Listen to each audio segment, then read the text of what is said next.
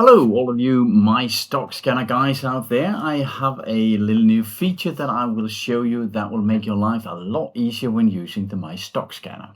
We've gotten a lot of requests about what sort of things we're looking for when we are trying to assess if a company, in our investment question number one, if the company is solid and of good quality. Normally, we're looking at the summary here, and there are a million different numbers you can have a look at.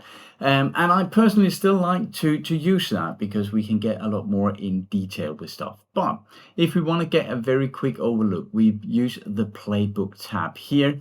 I should say normally I use a summary and the valuation part. Remember when you use the valuation part to press save, because then that is the number that will be brought over here in the valuation part here. We're looking at Apple right now, and normally when you look at this tab, it looks like this. And still, there are a lot fewer numbers, but there are still a lot of numbers.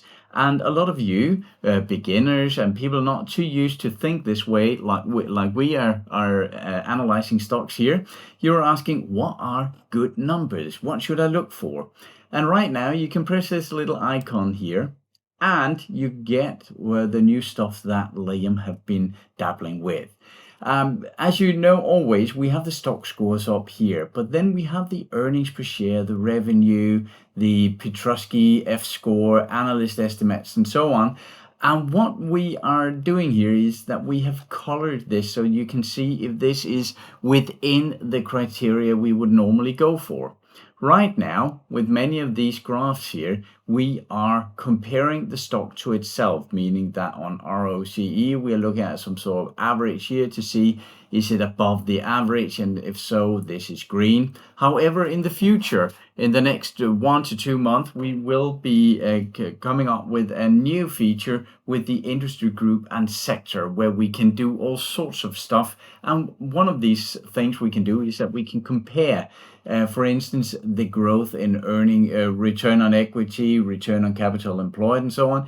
We can compare that to the other companies in the industry group, so that will make it even better. But right now you can just with a quick look here, you can see is this a quality company, and you can see yes, it's actually green, green, green, green, green, that are mostly green here, which tells us yes, this is actually a good quality company. We can start looking at the value. Now with Apple, I do understand why Warren Buffett is selling it, because it is at a very high point here in this value range, but that is a story for another day.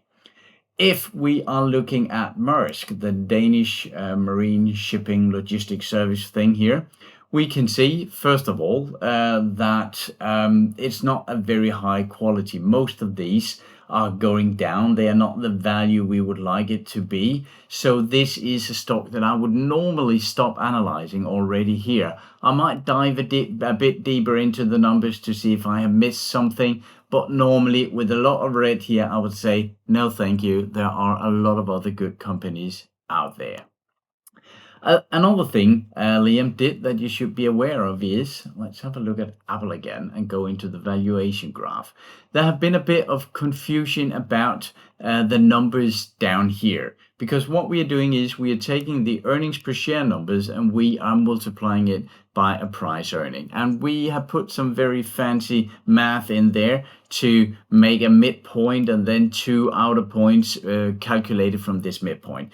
To be honest, some of the numbers were quite extreme, and some of you new to the system thought that these numbers were the right one to use, whereas what we kept saying was you need to do a bit of digging. So you need to have a look down here, see what are the historical average growth rates, what are the PE numbers through history here. So what we have done now is that we have taken the 2-year analyst estimates and put that in all three here, as you can see, 31.51.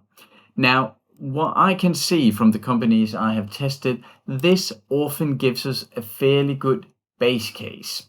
So what you can do if you're completely new to this and you don't want to dive too much into all the details, you can go out from this number and you can deduct a bit and say, okay, if this one is 31.5, I might go down to 24 here, and I might in the bull case go up to, I don't know, 38.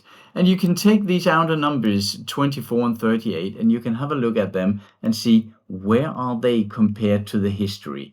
It's actually a very fair number when you're looking at the last 3, 4, 5 years here. So I will keep them here 24, 31 and a half and 38, and I'll press save. And then we can see here, oops, we can see here that they are put into the area here, and still it shows us this is not a fantastic value stock. We actually entered it both down here, and exited up here because we thought it was starting to get a bit expensive. So just remember, right now, all of the PE values here, whenever you press this refresh icon, we are going back to all analyst estimates numbers here, and then you can try and play a bit around with them. So unfortunately, we still have to think a little bit for ourselves here, but I think we will manage. That is it for now. These are the new features. We are very happy with them, and we will keep pumping new features out to you over the next couple of months, 2, 3, 4 months. We have a long to-do list with a lot of wishes from you, among other things, that we will implement in the upcoming months. That's all for now. Have a nice weekend. Bye.